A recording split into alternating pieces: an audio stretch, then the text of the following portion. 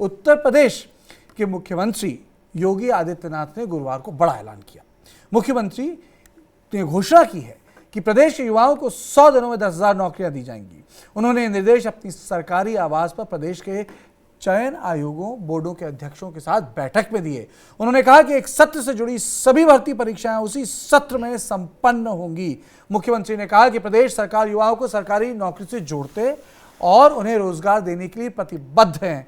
सरकार ने पिछले 5 वर्षों में युवाओं को 4.5 लाख सरकारी नौकरियों से जोड़ा है। मुख्यमंत्री ने विभागों को अधियाचन समय से भेजने के निर्देश दिए। उन्होंने इस व्यवस्था के डिजिटलीकरण की प्रगति भी की जानी चाहिए। उन्होंने कहा, सीएम ने कहा कि भर्ती प्रक्रियाओं में आरक्षण के नियमों का पूर्णतः पालन हो, साथ ही भर्ती के विज्ञापनों में आरक्षण के नियमों का उल्लेख भी हो। भर्ती प्रक्रिया को शुचितापूर्ण, पारदर्शी, निष्पक्ष एवं भ्रष्टाचार मुक्त बनाने के लिए परीक्षा एजेंसी के चयन और परीक्षा केंद्रों के चयन में विशेष सावधानी बरती जानी चाहिए। इसके लिए संबंधित विभाग और बोर्ड समन्वय बनाए। आपको बता दें कि राज्य सरकार सरकारी विभागों में नव चयनितों को कार्यभार ग्रहण के लिए अब 5 महीने का समय देंगी। विशेष परिस्थितियों में इसे 3 महीने के लिए और बढ़ाया जाएगा। इस हिसाब से कुल समय सीमा 8 महीने हो जाएगी। पहले ये समय सीमा 2 महीने तक ही थी। अपर मुख्य सचिव कार्मिक एवं नियुक्त देवेश चतुर्वेदी ने गुरुवार को शासनादेश जारी कर दिया है। इसमें कहा गया है कि पहले की तरह नियुक्ति पत्र 3 माह के अंदर जारी करना होगा। कार्यभार ग्रहण करने के लिए पहले 1 से 2 महीने का समय दिया जाएगा। वहीं मुख्यमंत्री ने सभी जिलों के अधिकारियों को आदेश दिया है कि लाभार्थियों को स्मार्टफोन और लैपटॉप के वितरण की तैयारियों को तेज किया जाए। इसके साथ ही ये तय हो कि सभी जिलों में सांसद और विधायकों की मौजूदगी में छात्र छात्राओं को लैपटॉप और स्मार्टफोन बांटा जाए। और आइए सीधे चलते हैं हम अपने संवाददाता उमेश के पास। उमेश, बहुत लंबी चौड़ी घोषणाएं कर दी है योगी आदित्यनाथ ने, पूरा भी कर पाएंगे? रोजगार एक बहुत बड़ा मुद्दा बना हुआ है। योगी आदित्यनाथ जिस तरह से एक टाइम को लेकर के प्रतिबद्ध रहते हैं, उसके हिसाब से कहा जा सकता है कि काम पूरा हो जाएगा। लेकिन पिछले दिनों अगर देखा जाए तो बहुत चैलेंजेस भी आए पिछले 5 सालों में। जिस तरीके से तमाम पर्चे लीक हुए, तमाम भर्तियों में धांधली हुई, मामला अदालत तक पहुंचा और इसके बाद अदालत के दरवाजे खटखटाते रहे लोग और इस बीच में चुनाव आचार संहिता लागू हो गई। तो एक लंबी लाइन है यहाँ पर। बेरोजगारी का एक बहुत बड़ा मुद्दा रहा है और खास करके बार बार जिस तरीके से पर्चे लीक हो जाया करते थे, उसको लेकर के खासी किरकिरी योगी सरकार की हुई है। पिछले दिनों जो कोविड काल में तमाम ऐसे लोग थे जो कि दूसरे प्रदेशों में काम कर रहे थे, उनका भी यहाँ पर आना हुआ है। इसमें एसएमई सेक्टर में कई लोगों को नौकरियां भी दी गई है। लेकिन अब योगी आदित्यनाथ जो बात कर रहे हैं, गौर करने वाली ये बात यह है कि वो सरकारी नौकरी की बात कर रहे हैं और पहले 100 दिन में टाइम फ्रेम उन्होंने सेट करने की बात की है कि 100 दिनों के अंदर ही 10,000 नौकरियां दी जाएं। इसके अलावा पुलिस विभाग को अलग से कहा गया है कि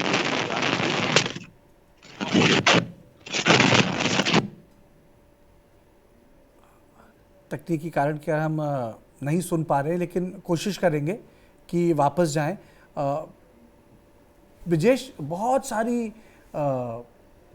सारी घोषणाएं की हैं मुख्यमंत्री जी ने, पूरी कर पाएंगे? मैं आपसे ये सवाल पूछ रहा हूं कि मतलब घोषणा करना आसान होता है, पूरा करना यदि आप ऐसे समझिए चीजों को कि यदि इस घोषणा का 50% भी हो गया तो उसका जो बीजेपी को उसका फायदा मिलेगा।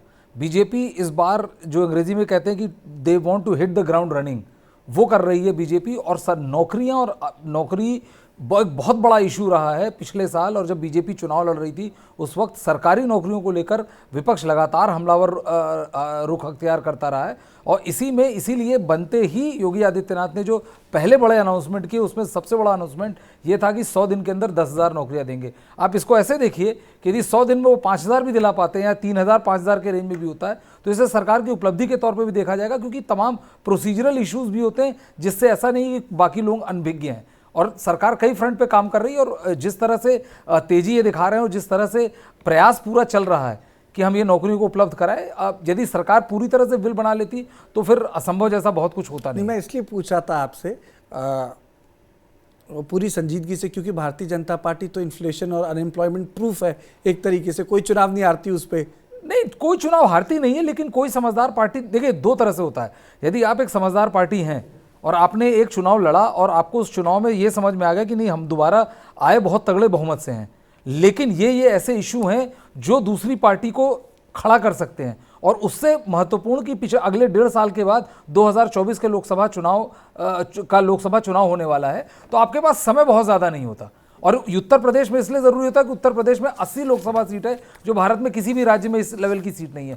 तो भाजपा नहीं चाहती कि किसी भी तरीके से जो उसका नैरेटिव है वो बिगड़े, और सरकारी नौकरियां एक ऐसा नैरेटिव है जो बिल्कुल भी आपकी स्थिति बिगाड़ सकता है। तो इसीलिए जो एक बड़े अनाउंसमेंट में से एक बड़ा अनाउंसमेंट ये था कि 100 दिनों में 10,000 नौकरियों की बात सरकार। इसमें लैपटॉप की भी वापसी होगी। आपको याद है ना, लैपटॉप अखिलेश जी जब मुख्यमंत्री थे तो लैपटॉप बांटे गए थे। तो इसमें है कि लाभार्थियों को स्मार्टफोन और लैपटॉप के वितरण की तैयारियों को तेज किया जाए, और साथ ही ये तय हो कि जिलों में सांसद और विधायकों की मौजूदगी में छात्र छात्राओं को लैपटॉप और स्मार्टफोन बिल्कुल, ये भी एक बड़ा इनका वादा था। और ये सारी चीजें ऐसी होती है ना कार्तिकेय कि इसमें बहुत ज्यादा मेहनत नहीं होती, लेकिन इसका जो आपको पॉजिटिव फीडबैक है वो ग्राउंड से बहुत जल्दी मिलता है। और इसी वजह से सरकार चाहती है कि वो अपने शुरू के दिनों में ही बहुत स्पीड से ये काम करती रहे, जिससे उसको बहुत ज़्यादा दिक्कत ना महसूस हो। और इसी वजह से आप देखेंगे कि सरकार का पूरा प्रयास रहेगा कि जितने वादे एटलीस्ट अभी कर रही है कम से कम वो पूरा हो, क्योंकि देखिए 2024 राउंड द कॉर्नर है।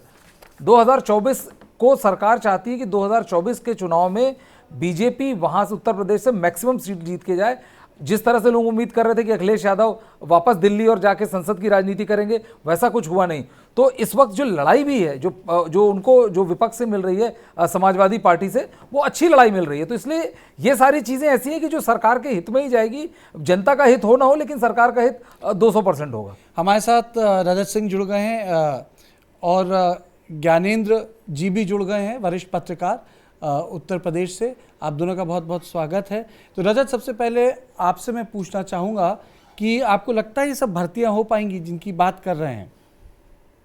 देखिए सर, इससे पहले भी इनकी सरकार रही है। इसमें भी इन्होंने बहुत रोजगार मुद्दे पे इन्होंने कहा था कि हम रोजगार देंगे और हर छात्रों के लिए हम रोजगार के लिए काम करेंगे। और इसके तहत आपने देखा होगा कि 68,569 भर्ती के बाद शिक्षक भर्ती में भी अभी कोई भी शिक्षक भर्ती नहीं आई हुई है। और आने वाले में इन्होंने लेखपाल का भी, जैसे अभी यूपी SSSC में पेट के बाद लेखपाल का भी अच्छा पता नहीं है, उसका आवेदन कराया है।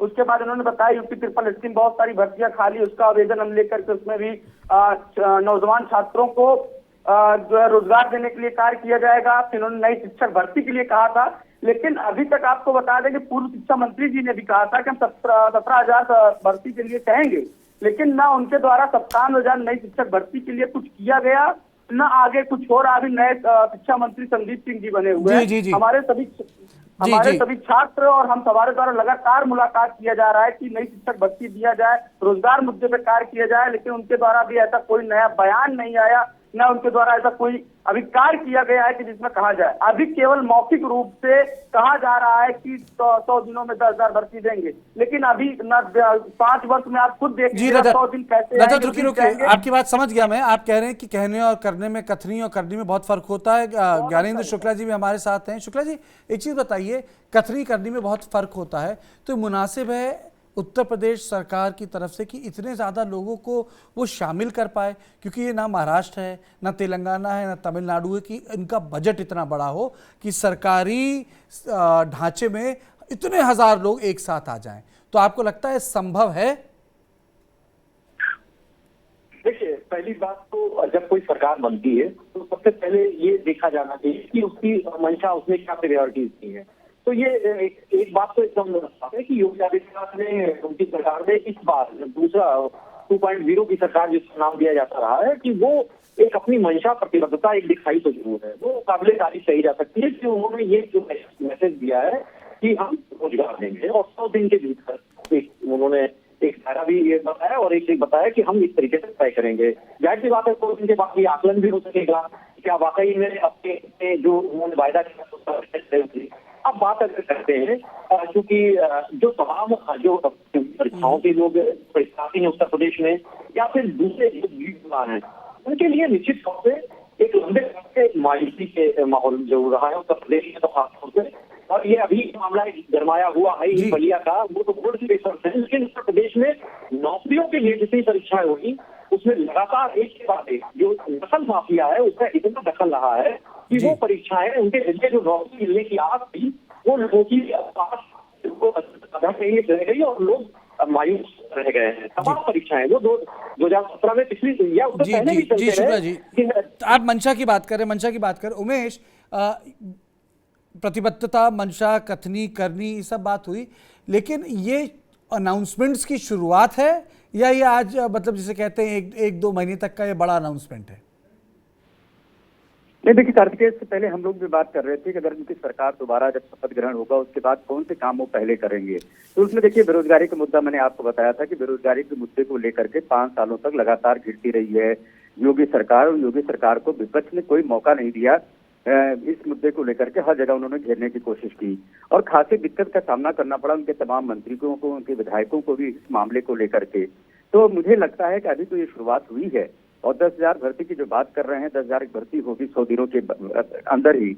तो ये देखिए पेंडिंग्स भी चल रही थी और जिस तरीके से बार बार जो पर्चे लीक हो जाया करते थे या कोई और दुविधाएं आती थी, कोर्ट में मामला चला जाता, तो उससे एक बड़ा नंबर है कार्तिक जो कि ओवर हेड हो जाता है। फिर बाद में वो किसी इम्तिहान में नहीं बैठ सकते हैं। वो एक तरह देखा जाए ओवर एज होने की वजह से उनको कुछ और काम धंधा करना पड़ता है। सरकारी नौकरी की तो बात छोड़ दीजिए।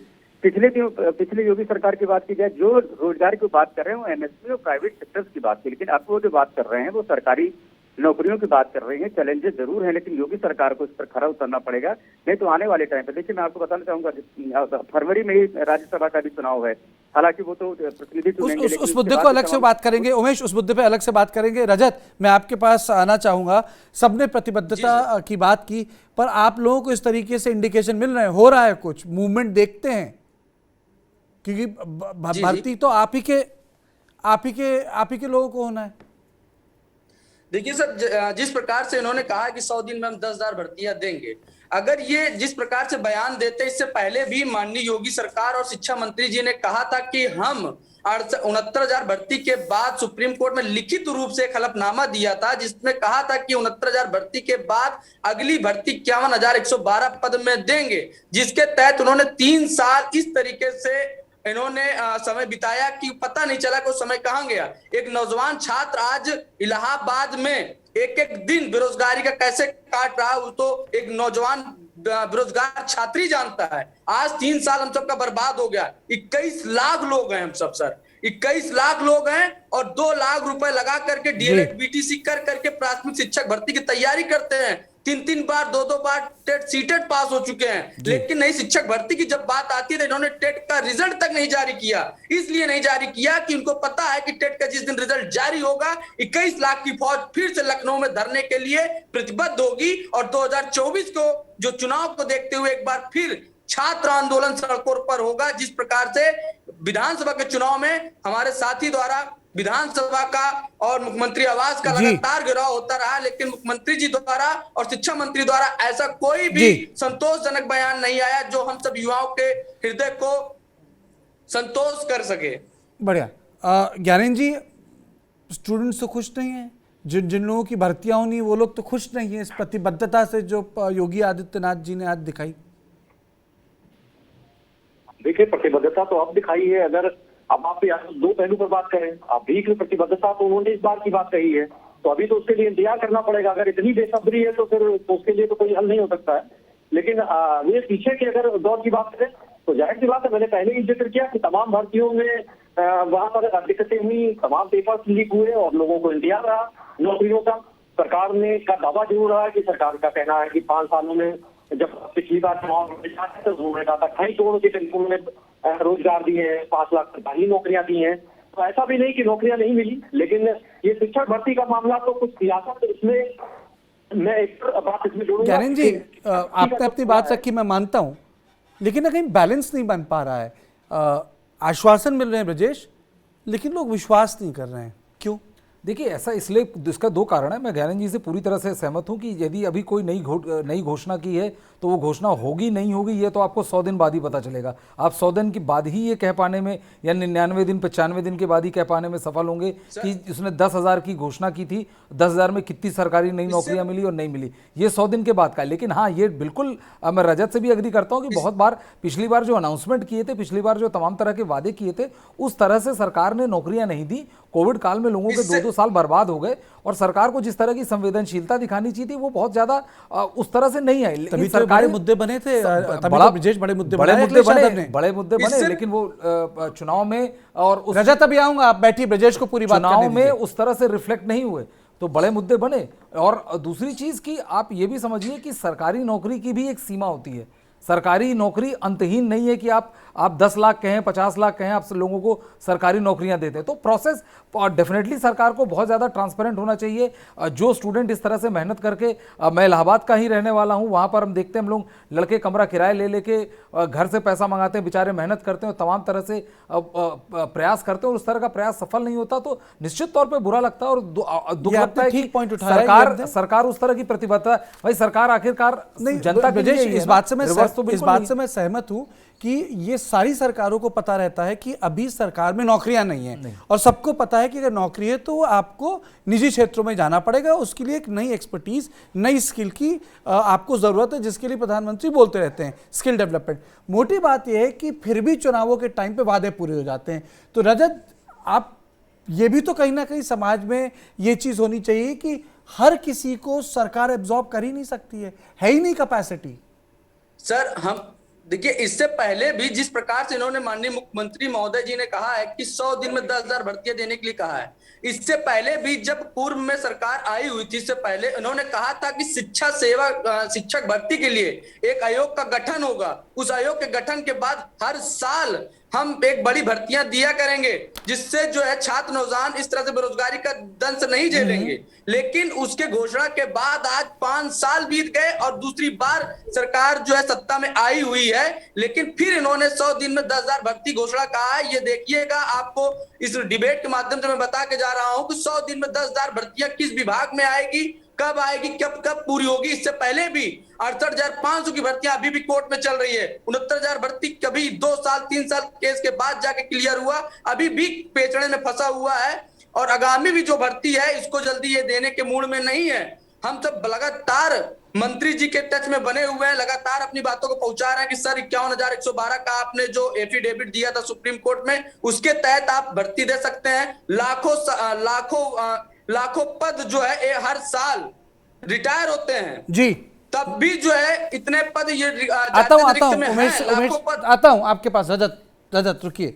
उमेश, मुझे लगता है कि अभ्यर्थी नाराज तो थे लेकिन चुनाव के दिन सब वोट योगी जी को दे आए, क्योंकि जितने 21 लाख इन्होंने बोले थे, 21 लाख लोगों का जो स्टूडेंट एजुटेशन था, कहने का मतलब है गुस्सा तो रहा लेकिन प्रशासनिक स्तर पर वोट कहीं और चला गया लगता है। जी देखिए, मैं आपको बताऊं, जी ज्ञानंद जी हैं, ज्ञानंद जी पत्रकार होने के साथ साथ शिक्षक भी हैं, खुद भी पढ़ाते हैं अभी भी, और मैथमेटिक्स स्टैटिस्टिक्स पढ़ाते हैं। ये देखिए, पिछले 5 सालों में ये बात तो सही है कि भर्तियां उस तरह से नहीं हो पाई, लेकिन भर्ती माफिया तो खत्म हो गए। जो लोग पिछली सरकारों में या कई सरकारों में हम लोगों ने देखा था कि लोग पैसे ले लेते थे नौकरी दिलाने के नाम पर, लेकिन लोगों को ये पता था कि सरकार में तो नौकरी जो मिलनी है वो तो आसानी से मिल जाएगी, ईमानदारी से, मेरिट पे मिल जाएगी, या तो मिलनी ही नहीं है। तो जो ये माफिया हुआ करते थे, भर्ती माफिया हुआ करते थे, नौकरी दिलाने के नाम पर जो पैसा उगाही किया करते थे, वो कम से कम उसकी वजह से लोग जो है उससे बचे रहे। तो शायद यही वजह है। देखिए, उम्मीद नाउम्मीदी की बात अलग की जाए, हो सकता है निराशा हुई हो और उनको लगता हो कि उम्मीद फिर योगी सरकार सही है, तो इस वजह से उन्होंने वोट दिया हो। अब देखने वाली बात होगी। देखिए, ये जो 10,000 भर्ती की बात कर रहे हैं, देखिए शिक्षक नेता है रजत जी, शिक्षक भर्ती से ताल्लुक रखते हैं। तमाम कई विभाग ऐसे हैं, उन विभागों की बकायदा सूची मांगी गई है, किन विभागों में कहाँ कहाँ पर कितने पद खाली हैं, उन पदों को भर्ती किया जाना है। ऐसा नहीं है कि कोई पुलिस भर्ती की मामला हो या फिर उसमें लेखपाल भर्ती का मामला हो, समूह का मामला हो, शिक्षा का हो, निदेशक का हो, बिजली विभाग का हो। उन्होंने सब जगह से डिटेल्स मांगे हैं, उनकी भर्ती प्रक्रिया कैसे जल्दी शुरू की जाए उस पर विचार कर रही है। तो ऐसा नहीं है कि केवल एक नंबर की बात की जाए कि 59,000 और 38,000, 39,000, 11,000 इस तरह की बात नहीं हुई। उन्होंने बकायदे उसको विभागों से डिटेल में मांगा है और उसके बाद उन्होंने इस पर बोला एक प्रेजेंटेशन जल्द से जल्द पेश किया जाए कि किस तरीके से इसको भर्ती जल्दी जल्दी 100 दिन के अंदर में की जाए और जल्दी से जल्दी उसको नौकरी दी जाए। ज्ञानेंद्र जी, जो अनएम्प्लॉयमेंट का मामला है उससे एक चीज़ तो साफ है कि चूंकि राज्य में इतनी इंडस्ट्रीज नहीं है, उस तरह के बिजनेसेस नहीं है जैसे कि आप महाराष्ट्र में देखते हैं, तेलंगाना, आंध्र है, तमिलनाडु में। यही कारण है कि इस तरह के राज्यों में जैसे मध्य प्रदेश है, उत्तर प्रदेश है, बिहार, जो स्टूडेंट्स हैं उनकी सारी आशाएं सरकार और सरकारी नौकरियों से ही होती है। देखिए, इसमें मैं बात कहूंगा और उमेश जी ने भी कहा, तो निश्चित तौर से मुझे थोड़ा आंकड़ों में भी बात कहने में थोड़ा अच्छा भी लगता है। और 28.41 लाख कहा जा रहा है कि बेरोजगार है उत्तर प्रदेश में। देश की सबसे बड़ी आबादी वाला सूबा है, लेकिन बिहार में 39 लाख बेरोजगार हैं। अब यहाँ पर एक इंटरेस्टिंग एक आंकड़ा जरूर शेयर करना चाहूंगा। वो इंटरेस्टिंग आंकड़ा एक है, गैर सरकारी संस्था है centre for monitoring Indian economy. उनका एक आंकड़ा इन्होंने निकाला कि 2017 और 2021 यानी जो कोविड का साल हुआ, इस वक्त में 5 सालों के करीब का ये जो है, इस दौर में उन्होंने एक आंकड़ा निकाला कि जो अशिक्षित और ग्रेजुएट कई सारी कैटेगरीज में उन्होंने नापा कि बेरोजगारी का प्रतिशत क्या रहा। तो एक बड़ी एक चौंकाने वाली जानकारी आई। जो 2017 में जो अशिक्षित लोग थे, यानी जो बिल्कुल पढ़े लिखे नहीं थे, जाहिर सी बात है उनको कोई नौकरी की ना तो उम्मीद थी, उनको लगता था कि अब उनको जो भी करना है वो अपने आप से कुछ करना है। उनका जो कुछ आंकड़ा था जो 6% का था, वो 2021 तक 0 हो चुका था। लेकिन जो पढ़े लिखे थे, ग्रेजुएट या उससे ऊपर के लोग थे, उनके जो बेरोजगारी का उनका आंकड़ा था वो 9.4% से उछल कर वो 14.9%, तकरीबन 15% के करीब जा पहुंचा।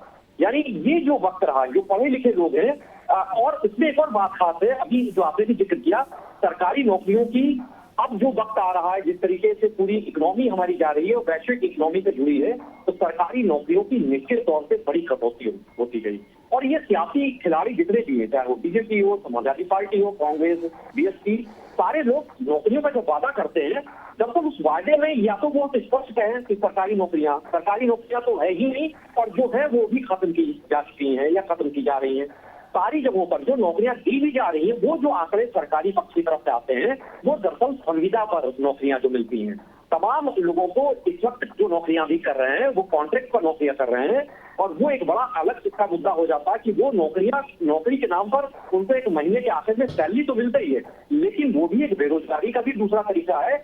जो एक MA या MSc पास एक PG कोई बच्चा है, स्टूडेंट है, और वो युवा 16,000 15,000 की नौकरी करता है, वो भी एक अंडर एम्प्लॉयमेंट होता है। तो वो अंडर अनएम्प्लॉयमेंट जो है वो उसकी अधिकता बहुत है, और सरकारी नौकरियां नहीं है, तो ऐसे में कहां से आएंगी, इस पर भी चर्चा बहुत ही जरूरी हो जाती है।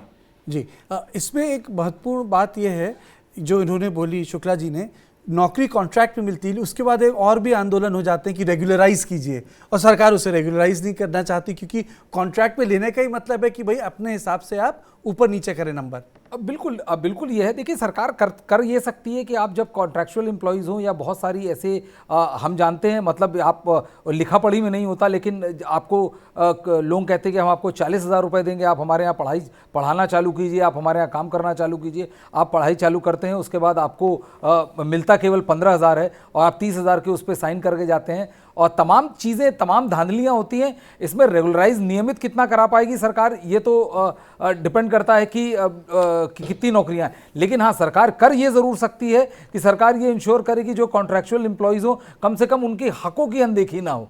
मतलब यदि सरकार आप एक तरह से मदद नहीं कर सकती तो इतना तो इंश्योर कर ही सकती है कि जिस तरह से वो अंडर साइनिंग इनवॉइस की होती है, जिस तरह से एक्सप्लॉयटेशन होता है, लार्जर वर्किंग आवर्स होते हैं, सरकार इन सब चीज़ों को कंट्रोल कर सकती है। लेकिन हाँ, वही है, वो मंशा का खेल होता है, और उसी में सरकार की नीयत बहुत बार मतलब सामने आ जाती है।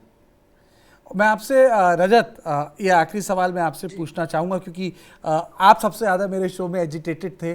कहीं ना कहीं सरकार ने जो 10 दिन में 10,000 नौकरियों की बात की, आपने बोला कि ऐसा पिछली बार नहीं हुआ, वादे हुए, वादे पूरे नहीं हुए। तो मुझे लगता है कहीं ना कहीं एक ग्रेस पीरियड तो देना चाहिए सरकार को कि भाई 100 दिन की बात है, 100 दिन के बाद मूल्यांकन हो। तो मैं चाहूँगा 1 मिनट में संक्षिप्त में आप अपनी बात, यानी विद्यार्थियों की बात, जितने यानी उन लोगों की बात जो अभ्यर्थी हैं, उनकी बात रखिए। सर, जिस प्रकार से हम सब ने अपना 3 साल माननीय योगी जी को दिया है, उस प्रकार से कहीं ना कहीं 100 दिन हमें देना कोई बड़ी बात नहीं है, लेकिन हम उम्मीद करते हैं कि ये 100 दिन जो है सकारात्मक हो, छात्रों के लिए एक सकारात्मक हो, एक नई ऊर्जा हो। जिस प्रकार से जो इलाहाबाद के नौजवान छात्र जो छोड़कर घर जा रहे हैं, वो भी उनके दिल में भी होगा, क्योंकि हर महीने 3 से 4 सुसाइड अटेम्प्ट हो रहे हैं, जो आत्महत्या नौजवान कर रहे हैं। हमें उम्मीद है कि ये 100 दिन का जो पहल माननीय मुख्यमंत्री जी किए हैं, एक सकारात्मक युवाओं की तरफ जरूर लाएगा और नौजवान छात्र फिर से प्रतियोगी छात्र के लिए प्रतियोगी तैयारी करेंगे। और उम्मीद है कि इस बार जो माननीय मुख्यमंत्री जी ने वादा किया वो जरूर पूरा होगा। जी, बहुत बहुत शुक्रिया, बहुत बहुत शुक्रिया उमेश आपका, रजत आपका, ज्ञानेंद्र जी आपका और ब्रिजेश आपका। तो आप देख रहे थे सियासत की बात, ये हमारा खास शो जिसमें हम चर्चा कर रहे थे कि आज जो मुख्यमंत्री उत्तर प्रदेश के योगी आदित्यनाथ, उन्होंने एक नई घोषणा की 100 दिन में 10,000 नौकरियां देने की। कुछ अभ्यर्थी नाराज़ हैं, उनका कहना है कि पिछली बार ऐसा नहीं हुआ, लेकिन हमारा मानना है कि ये 100 दिन का ग्रेस तो इस बार एक बार मिलना ही चाहिए। तो इस शो में इतना ही। देश और दुनिया की बाकी खबरों के लिए आप देखते रहें हमारा प्रसारण।